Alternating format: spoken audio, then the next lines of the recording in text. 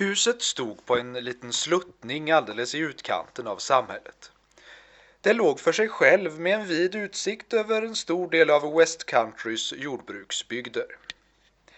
Det var verkligen ingenting särskilt med detta hus. Det var omkring 30 år gammalt, fyrkantigt och liksom hoptryckt, byggt i tegel och med 4 fönster på framsidan, alla av en storlek eller ett format som på det ena eller andra sättet helt undgick att tilltala en betraktare.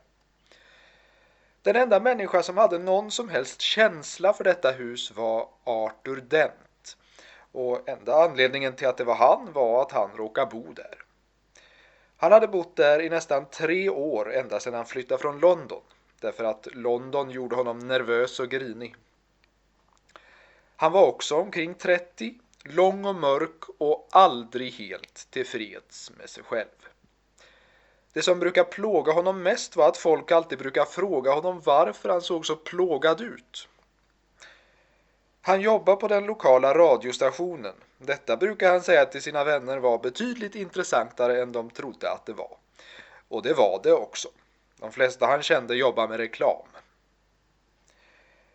På onsdagskvällen hade det regnat häftigt. Gången var våt och lerig, men torsdag morgon lyste solen starkt och klart på Arthur Dents hus för skulle det visa sig sista gången. Ännu i denna stund hade Arthur inte fått klart för sig att kommunen hade för avsikt att riva hans hus och bygga en motorled där istället. Torsdag morgon klockan 8 mådde inte Arthur så särskilt bra. Han vaknade omtöcknad, klev upp, gick omtöcknad omkring i sitt rum, öppnade ett fönster, fick syn på en bulldozer, hittade sina tofflor och släpade sig ut i badrummet för att tvätta sig. Lite tandkräm på borsten. Sådär ja. Och så borsta. Rakspegeln pekade mot taket. Han rättade till den och fick se en skymt av ännu en bulldozer genom badrumsfönstret. När spegeln kommit rätt såg han sin egen skäggstubb. Han rakade av den, tvättade sig, torkade sig och traskade iväg mot köket för att hitta någonting trevligt att stoppa i munnen.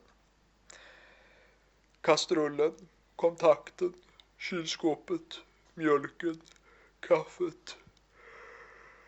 Gäsp! Ordet bulldozer gled genom hans huvud för ett ögonblick och försökte få någon slags fäste. Bulldozern utanför köksfönstret var en stor sak. Han stirrade på den. Den är gul, tänkte han, och gick tillbaks till sovrummet för att klä sig. När han gick förbi badrummet stannade han för att dricka ett glas vatten och därefter ett till. Han började misstänka att han hade baksmälla. Varför skulle han ha baksmälla? Hade han möjligen druckit igår kväll? Antagligen hade han gjort det. Han såg någonting i badrumsspegeln. Gul, tänkte han och traskade vidare till sovrummet. Han stannade till och tänkte, pubben, tänkte han.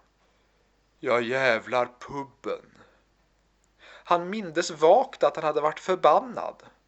Det var om någonting som var viktigt. Han hade pratat med folk om det, pratat länge och väl, misstänkte han. Uttråkade miner var hans tydligaste minne av kvällen.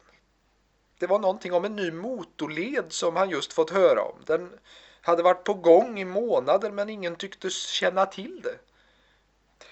Löjligt. Han tog en klunk vatten. Det skulle ordna sig, bestämde han.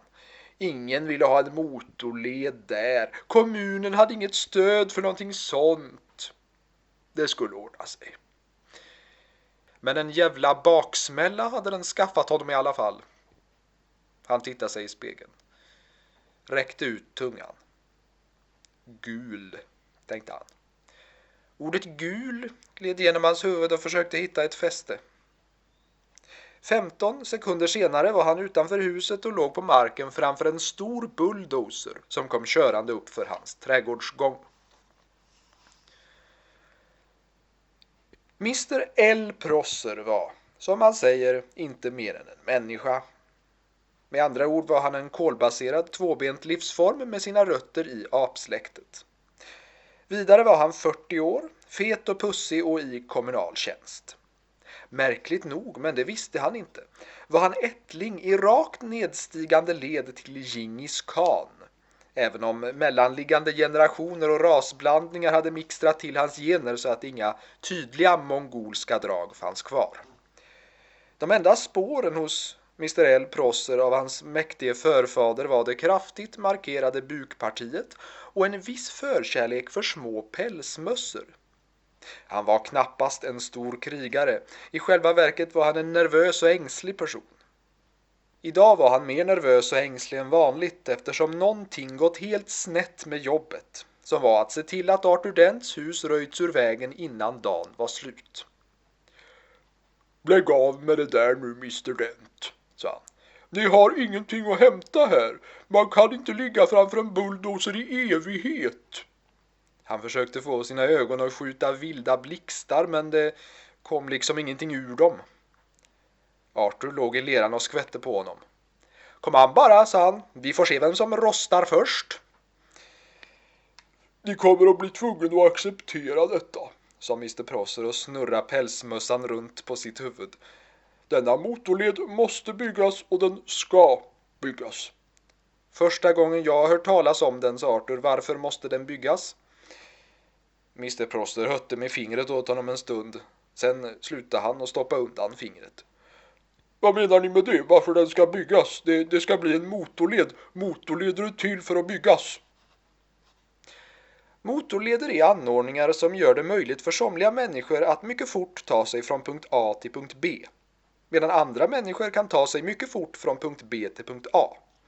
Människor som bor vid punkt C, som är en punkt mitt emellan punkt A och punkt B, råkar ofta i grubblerier över vad det är som är så fantastiskt med punkt A eftersom så många människor från punkt B nödvändigtvis måste dit, och vad det är som är så fantastiskt med punkt B eftersom så många människor från punkt A till varje pris måste dit.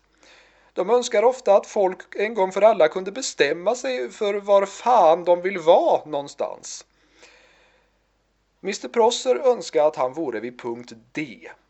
Punkt D var ingen särskild punkt, det var bara vilken punkt som helst mycket långt från punkterna A, B och C. Han skulle ha en trevlig liten stuga vid punkt D med yxor över dörren, och sen skulle han tillbringa många trevliga stunder vid punkt E, som skulle vara den pub som låg närmast punkt D. Hans fru ville förstås ha klängrosor över dörren, men han ville ha yxor. Han visste inte varför, han tyckte bara så mycket om yxor. Maskinförarnas hånfulla leenden fick honom att rodna. Han flyttade sin kroppstyngd från ena foten till den andra, men det var lika obekvämt på bägge. Uppenbarligen hade någon visat prov på hjärtskärande inkompetens, och han hoppades bara att det för Guds skull inte var han. Mr. Prosser sa: Ni hade lagliga möjligheter att komma med förslag eller att protestera före besvärstidens utgång. Besvärstiden, skrek Arthur. Vilken besvärstid? Första gången jag fick höra talas om det var igår när en arbetare kom till mitt hus. Jag frågade om han hade kommit för att tvätta fönstren, men han sa att nej, han hade kommit för att riva huset.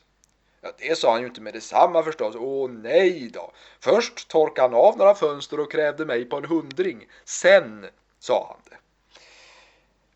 Men Mr. Dent, planerna har funnits tillgängliga på planeringskontoret de senaste 9 månaderna. Visst, så fort jag fick veta gick jag raka vägen för att se dem igår eftermiddag. Ni hade ju inte direkt ansträngt er för att få uppmärksamhet kring dem, eller hur? Jag menar, i stil med att säga det till någon eller så. Men planerna fanns utställda. Utställda? Ja, jag var tvungen att gå ner i källaren för att få se dem. Där ligger utställningsavdelningen. Jag var tvungen att ha med mig en fackla. Det var väl fel på lyset. Det var fel på trappan också, den var borta. Men ni hittade planerna, eller hur? Jo tack, de fanns utställda längst ner i ett låst arkivskåp som var inställt i en före detta toalett med en skylt på dörren där det stod varning för leoparden. Ett moln passerade över dem. Det kastade en skugga på Arthur Dent där han låg och lutade sig på armbågen i den kalla och kladdiga leran. Det kastade sin skugga på Arthur Dents hus. Mr. Prosser såg på det och rynkade ögonbrynen. Det ser inte ut att vara något särskilt trevligt hus, sa han. Jag är ledsen, men jag råkar tycka om det. Ni kommer att tycka om motorleden också. Håll käften, sa Arthur Dent. Håll käften och försvinn och ta er förbannade motorled med er. Ni har opinionen emot er och det vet ni. Mr. Prossers mun öppnades och stängdes några gånger, medan hans hjärna hemsöktes av oförklarliga men ytterst tilltalande visioner av Arthur Dents hus kringvärvt av lågor och Arthur Dent själv springande bort från den rykande ruinen med minst 3 kraftiga spjut stickande ut ur ryggen.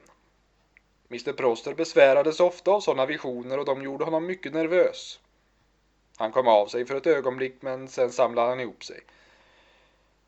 Mr. Dent, sa han. Ja, men god dag. Vad var det nu då? Sa Arthur. Lite information bara. Har ni någon aning om hur stor skada det kommer att bli på den här bulldozern om jag helt enkelt låter den rulla över er? Hur stor? Undrar Arthur. Ingen som helst, sa Mr. Prosser och stormade bort, synnerligen brydd över varför hela hans huvud var fullt av långhåriga beridna krigare som alla skrek åt honom.